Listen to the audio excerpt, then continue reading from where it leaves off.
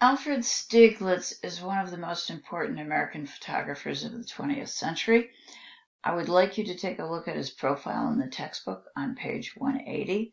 Why is Stieglitz important? A number of reasons. For art purposes, the most significant of those reasons is that he promotes photography as an art form, and he helps to succeed in promoting photography.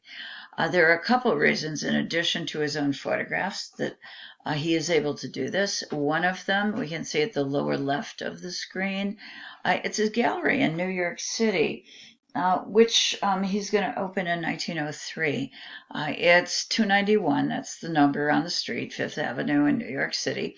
And in this gallery, he's going to exhibit photographs exactly the way paintings are exhibited in other galleries and in museums. Okay, in addition to that, he's also going to start a journal for photography. It's going to be called Camera Works, and it's going to start in 1903. So he's going to do a number of things that actually help to make photography appear as if it is equal to painting. He is born in Hoboken, New Jersey, so folks, he's one of ours. His family came from Germany. They remained in contact with the old country, so Alfred Stieglitz actually studied photochemistry in Germany, and it will be from that technical background that he is going to propel art into the region, propel photography into the region of art. Okay, we have figure 623 in our textbook. It's called Sun's Rays Paula.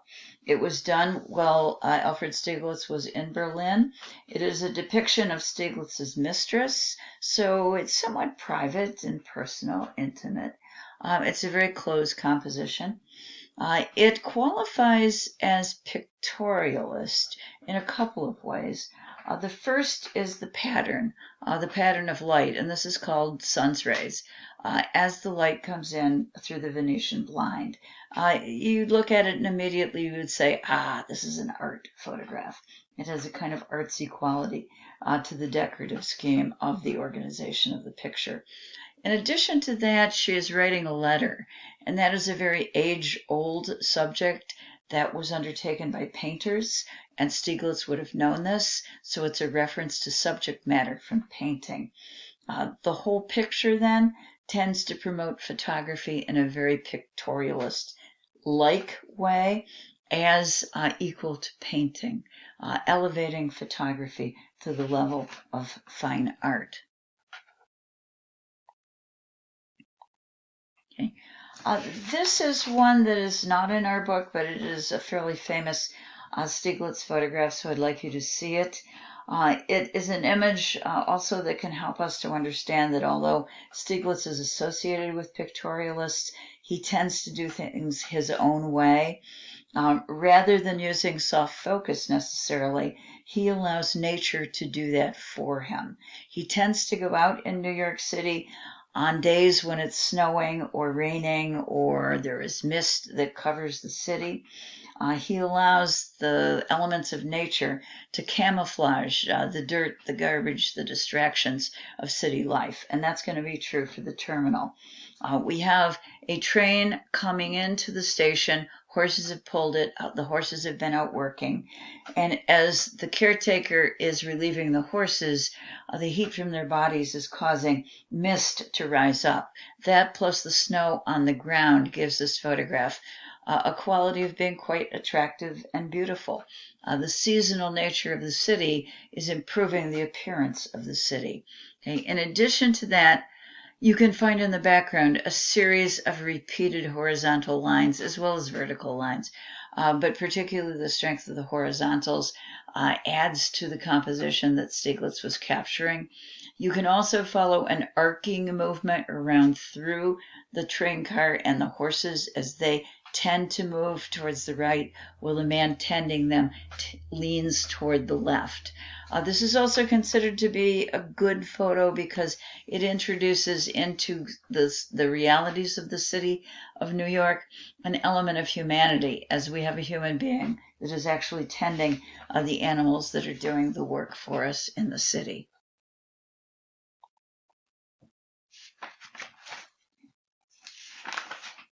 This is figure 624 in our textbook, and it, without a doubt, is Stieglitz's most famous picture. It's called The Steerage. It was shot in 1907. I don't believe it's his best picture, but it is his most famous picture, so it's one you need to know. It's going to be in most of the textbooks that you pick up. If they cover Stieglitz, this photograph's probably going to be there. And I'm going to try and explain to you why it is his most famous photograph. He was traveling on a ship back to Europe with his wife, not Paula, another woman. They are going to be traveling first class. He's going to get cabin fever and he's going to wander around the ship. He is going to look into steerage. Steerage is the cheap seats. It's where people who can't afford very much are located on the vessel.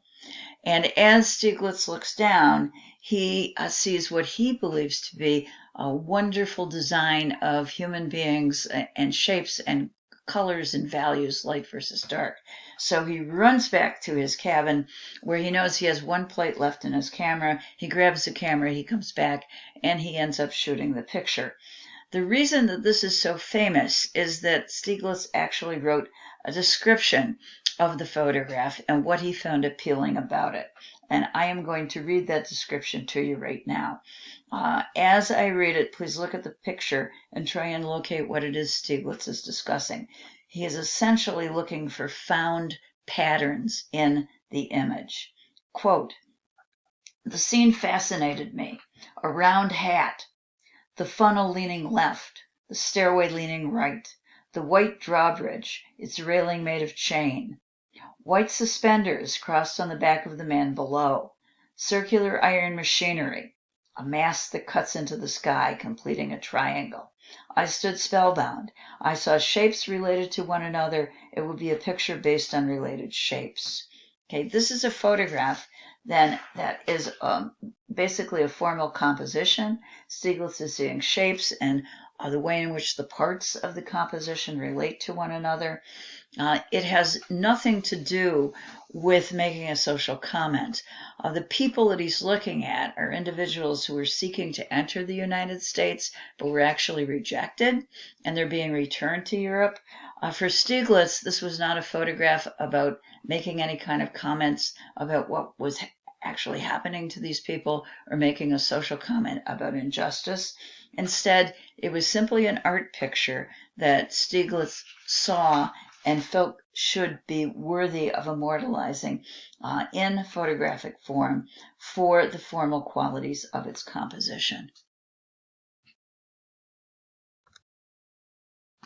Okay, perhaps even more important than the steerage, which he contributed to the success of that photograph by describing it to us so we can understand what was going on as he was planning to take the picture. But probably even more important of that, between 1924 and 34, around 10 years, Stieglitz actually shot a series of photographs he called equivalents. And you're looking at two of them on the screen right now. These equivalents are so important because they are really truly examples of proof that photography can be an art form. They are photographs that are taken of clouds, and the clouds themselves are abstractions. They have nothing to do with anything that we can see and identify in the real world. Instead, what Stieglitz describes them as equivalent, very much like or similar to human emotion. And anyone who's looked into the sky recognizes that the sky can have different moods. It can convey hope, turbulence, fear, spirituality, or ideas of aspirations. These abstractions, then, are the first time that a photographer intentionally creates a photograph that is free of a recognizable subject.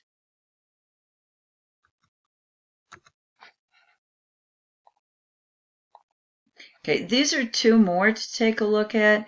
The reason that I like the one on the left is that it has some trees in it, and that always reminds me to tell people that Stieglitz is avoiding the horizon. He's gotten rid of it, essentially. which means that he's taking away our vantage point, and he's really focusing on value range between light and dark and abstract shapes and forms. That would certainly be true of the one on the right, which gives us a cloud pattern with the sun or the moon behind it. Okay, this is the one that we have in our textbook. It's 627. And it too is an abstraction and was intended to be. One of the things that is quite possible is that Stieglitz was influenced by his wife, whose name was Georgia O'Keeffe. This is the second wife. She was a painter of abstractions, and her abstract images might actually have influenced the career of her husband in terms of the direction that his photography took. I want to return to the Flatiron, but the Flatiron created by Alfred Stieglitz. It is a photograph that in many ways qualifies as pictorialist, while at the same time remaining very typical of Alfred Stieglitz. He went out into the city, which he often did, waiting for exactly the right moment when he, as he liked to say, when he would find things in perfect balance. He would, quote, await the moment when everything is in balance, essentially foreshadowing the idea of the decisive moment in photography. For Stieglitz, this was the right moment because it was after a snowfall. There were no people in the area of the building. It was very introspective, very meditative, very calm, and in that sense, very pictorial. It is also a building that was photographed based upon the shape of a hanging scroll created as an Oriental popular print. I'd like you to go far to the right. All three of those images on the right are Oriental popular prints, which are very long and thin and were created to hang on the wall.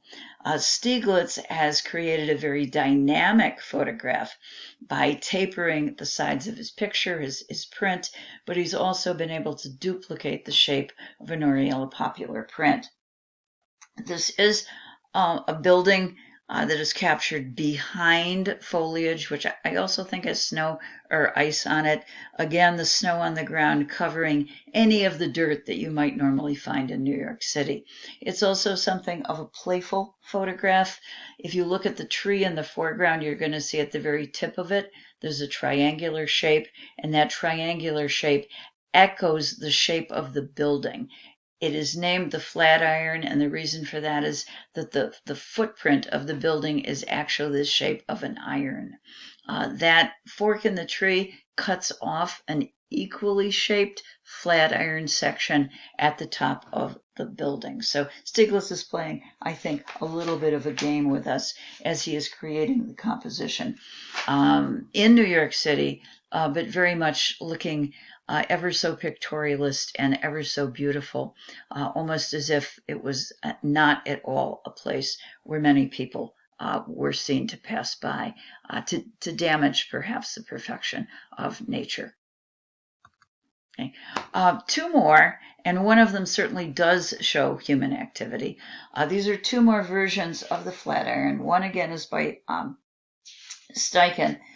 We briefly looked at it last time. The other is by another pictorialist, a cousin of F. Holland Day. His name is Coburn. And between these two images of New York City and the Flatiron Building, I think if you take a look at Coburn's, you're going to get a sense of the energy and the motion that is a part of New York City, the pulse, maybe, of New York City.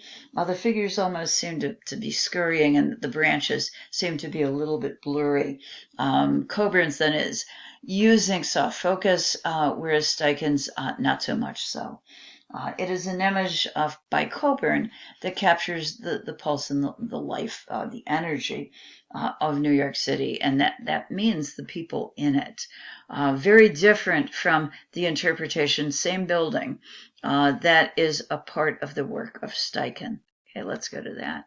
Okay, you have again the two versions that we looked at earlier. Steichen's The Flatiron Building, done in 1905. I first want to take a minute to remind you to read the textbook, page 183. There's a profile on Steichen. Steichen, also like Stieglitz, is a major figure in shaping American photography.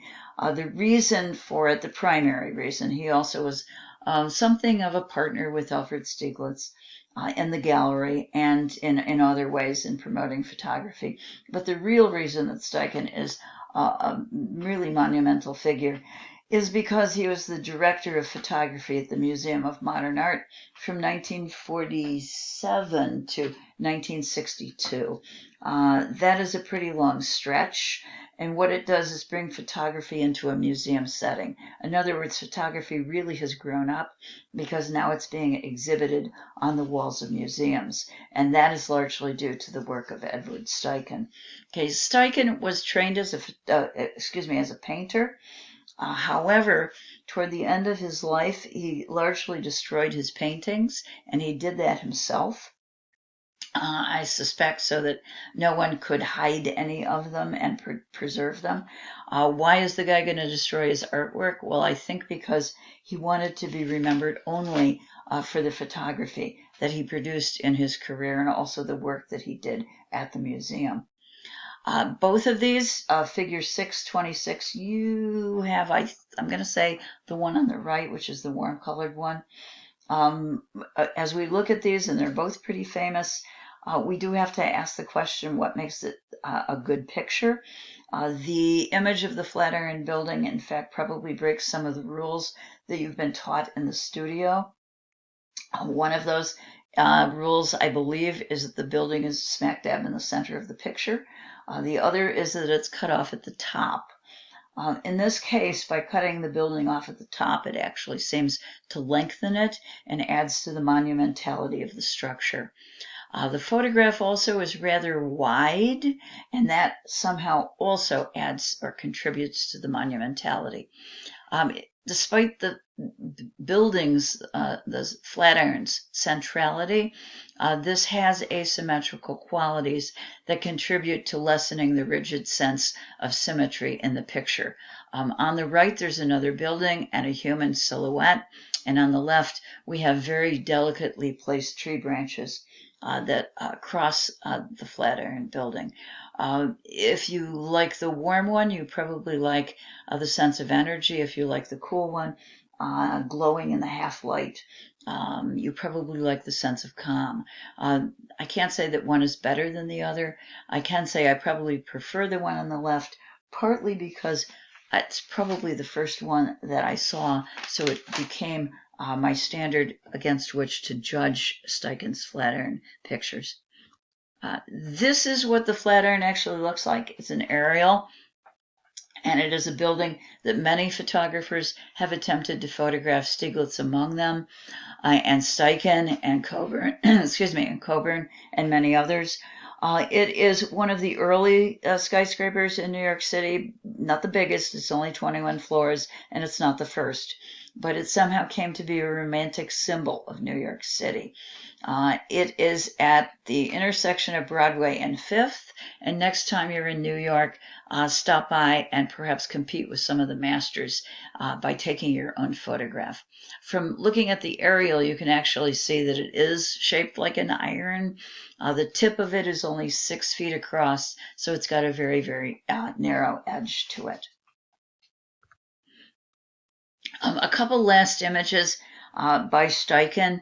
One of them is in our book at 625, and it's the self-portrait of him as a young man, as a painter with brush and palette.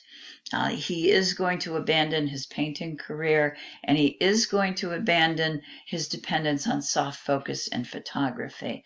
The photograph opposite that is called The Pond Moonlight. The reason I've included it is because it sold at auction in 2006 for close to $3 million. And you might be wondering why.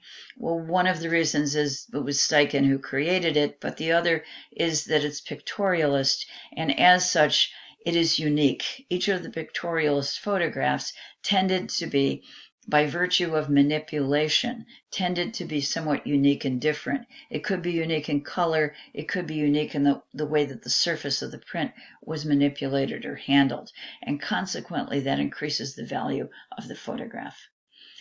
Steichen will begin to move away from pictorialism, and I do believe that the reason he does this is because he serves in World War I as an aerial photographer, I believe for the Air Force and the Marines. And World War I, in fact, is going to be one of the influences in bringing about changes and in causing photographers to turn away from pictorialism. Okay, my last slide, the end of pictorialism.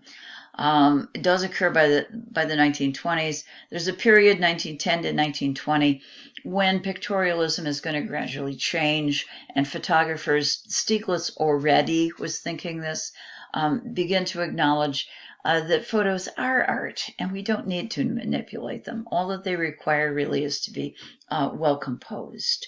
By the 1920s, however, photography begins to return to I've got down realism here, but what really the photographers mean is a crisp, sharp focus that is true to the nature of the photograph. They're going to reject manipulation, especially soft focus. And this, we think, is going to be due to the realities of World War I. You simply can't go through a world war and really want to look at soft and pretty photographs. So the change will introduce new types of photography referred to as straight photography, new vision, new objectivity, or in particular F64, which we're going to look at. All of these have crisp, clear focus, and I'm going to say a great respect for the medium of photography itself.